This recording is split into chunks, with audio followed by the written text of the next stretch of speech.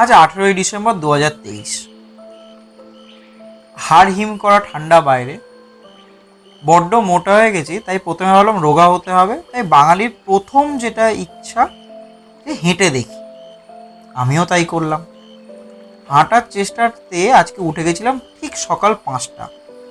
সকালবেলাটা ভুল, যখন উঠলাম 5টায় তখন দেখলাম চারিপাশ খুরকুট্টি অন্ধকার, কিচ্ছু দেখা যাচ্ছে না। আর জানি না কর্পোরেশনের কারা এখন মেনটেন করছেন, তারা ঠিক 5:30টার সময় লাইট বন্ধ করে দেয়। তারা এইটাও খেয়াল করে না বাইরে যখন লাইটটা বন্ধ করছি তখন রাস্তা দেখার অবস্থা বা সিচুয়েশন তৈরি হচ্ছে কি। সকালে ওই সময় উঠে প্রথমেই বেরিয়ে গেছিলাম হাঁটতে, হাতে গ্লাভস না পরে। পায়ে সক্স পরেছিলাম ঠিকই, পরে কি ভুল করছি বুঝতে পেরে আবার ফিরে এসে হাতের গ্লাভসটা পরে যখন বেরোলাম তখন চারিপাশ অন্ধকার, কুয়াশা পড়ছে, একটা লোক নেই। হাঁটবো বলে ঠিক করে কিছুটা দূর গিয়ে যখন ফিরে আসি তখন দেখলাম একটা দুটো লোক সবে দেখা যাচ্ছে। তখন 5:40 বাজে।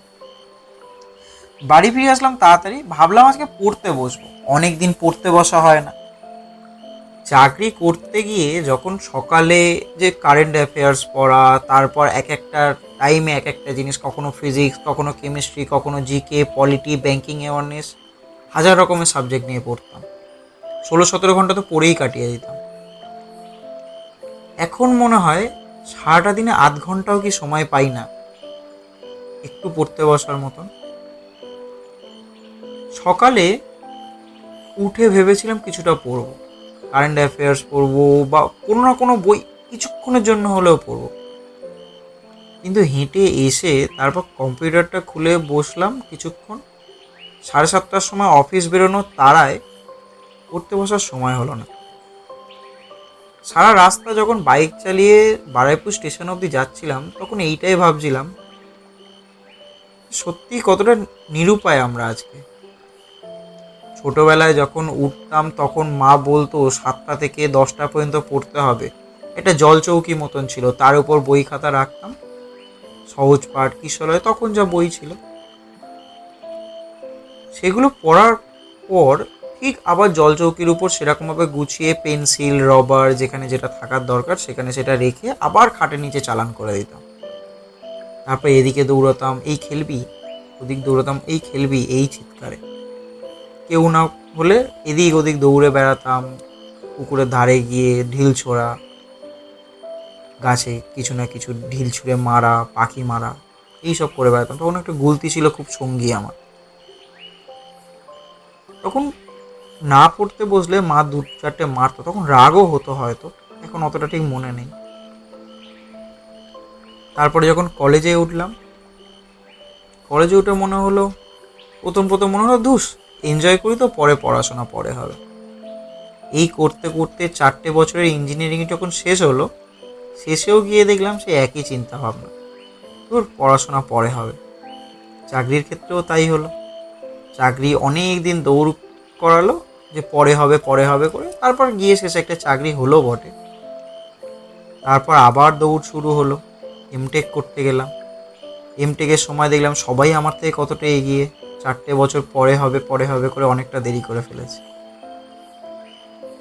তখন আর কষ্ট হতো না, পড়াটা শিডিউলের মধ্যে চলে এসেছিল। তখন মনে হতো চাকরি পেতে হবে, এইটা করতে হবে, বিদেশ যেতে হবে, হ্যানা ত্যানা।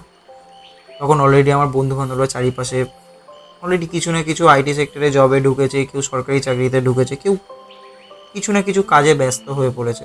বন্ধুবান্ধবের সাথে কথাবার্তা কমতে কমতে প্রায় তলানিতে এসে ঠেকলো। এমটেকে যাদের সাথে বন্ধুত্ব হলো, সেন্ট্রাল গভর্নমেন্টের কলেজে পড়লে কি হয়, গেটের থ্রুতে যখন এন্ট্রি হয় তখন এক একজন এক এক রাজ্য থেকে আসে, তাদের ভাষা আলাদা, কালচার আলাদা। বন্ধুত্ব হলো ঠিকই, কিন্তু সেই জড়িয়ে ধরা বন্ধুত্বটা ঠিক হলো না। একাই রয়ে গেলাম। এমটেকের পর করোনার ছাপ এসে পড়লো যখন, তখন হাইতাস করে মরা ছাড়া কোনো উপায় নেই।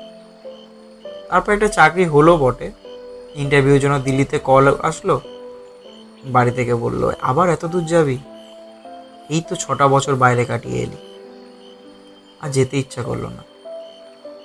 করোনার মধ্যেই পরে চাকরি হলো বটে, 16-17 ঘন্টা পড়লাম, নিজের স্ট্রিম ছেড়ে দিয়ে পুরো উল্টো দিকে ঘুরে এসে ব্যাংকে আজকে চাকরি করছি ঠিকই। মাঝে মধ্যে আফসোস হয় তাহলে এই 6টা বছর কি এমনিই চলে গেল। আর এই ছেলেবেলাতে জল চৌকিতে যে পড়তে বসতাম, এখন তো সেই সময়টুকুনিও হয় না। সকালে উঠেই আগেই মর্নিং ওয়াক, রোগা হতে হবে, তারপর বাজার করতে যাওয়া, বাজার করে এসে দৌড়ানো আগে কাজের জন্য। আমার অফিস আমার বাড়ি থেকে প্রায় 42 কিলোমিটার, যেতে 2.5 ঘন্টা সময় লাগে। তো চলে যাই বড্ড তাড়াতাড়ি। যখন কষ্ট হয় গিয়ে, যে মাঝে মধ্যে আগে যে পড়তাম, বই পড়তাম, বইয়ের গন্ধ পেতাম, বই মেলায় যেতাম, কিছু না হলে একটা আঁকার বই কিনে আনতাম, সারাদিন আঁকতাম না বা না আঁকতাম সেই বইটা খুলে খালি খালি দেখতাম। এখন তো সেটারও আর সময় নেই। সামনে থেকে বই মেলা পুরো সপ্তাহ কাটিয়ে ফেললো, আমার জন্য অপেক্ষাও করলো হয়তো। আমার আর সময় হয়ে উঠলো না একটা দিনও যাওয়ার। আজ বইমেলা শেষ হওয়ার পরে মনে হচ্ছে একবার তো যেতেই পারতাম। এখন কি সত্যি বইয়ের গন্ধ বড্ড পর হয়েছে? বইয়ের গন্ধ কি আমার থেকে সত্যিই দূরে চলে গেছে? মাঝে মধ্যে কষ্ট হয় বটে, কিন্তু কি জানি, আবার হয়তো কোনোদিন বইকে আঁকড়ে ধরবো, বইকে জড়িয়ে ধরে রাত্রে ঘুমানোর সময় বইটা মুখের উপর পড়বে, শোয়ার আগে কিছুক্ষণ বই পড়ে ঘুমাতে চাইবো। সব থেকে বড় টাইম পাস মোবাইল স্ক্রোল করা না হয়ে বই পড়াটা হবে। কিছুটা গল্প, সেই গল্প পড়ার পর তিনি যেখানে ছিলেন সেই জায়গাতে যাওয়ার ইচ্ছা। সব থেকে বেশি রিলেট করেছে বিভূতিভূষণ বাবুর গল্প থেকে। বিভূতিভূষণ বাবুর গল্পেতে এক একটা জায়গা, রানাঘাট নিয়ে এত বড় আদর্শ হিন্দু হোটেল, সেই জায়গাতে যাওয়ার পর তার সেই জায়গাগুলো খুঁজতে চাইবো। এইভাবেই হয়তো বইকে আবার আঁকড়ে নেব। আজ না হলে কাল মানুষ হয়তো ঠিকই বুঝবে, মোবাইলে ঝাঁচকচকে জগতে, পিডিএফ অডিও স্টোরির জগতে বই খুব একটা পিছিয়ে পড়া জিনিস নয়। হয়তো সকলের সাথে দৌড়াতে পারলো না, কিন্তু কি হয়, দামি জিনিস একটা না একটা দিন বাদে আবার সেই নিজের দাম ফিরে পাবে। সবসময় তো সেই জিনিসটা সস্তা হয়ে থাকবে না। বইও তেমন জিনিস। বই এমনই একটা জিনিস যাকে অনিবার্যভাবে আমাদের সাথে ওতপ্রোতভাবে জড়িয়ে রাখা দরকার। আমরা সব থেকে বেশি ইগনোর করছি, আমিও করছি। সকলের কাছে একটাই আর্জি, আবার নতুন করে বই পড়া শুরু করি না কেন? একইভাবে বই পড়ে বইয়ের গন্ধ শুকে কেন ঘুমাই না? লাইব্রেরির গন্ধ, লাইব্রেরির সাইলেন্স, লাইব্রেরিতে বইয়ের রং পাল্টে যাওয়া, সাদা থেকে আস্তে আস্তে হলুদ, বইয়ের উপর ধুলো জমতে না দেওয়ার ইচ্ছা,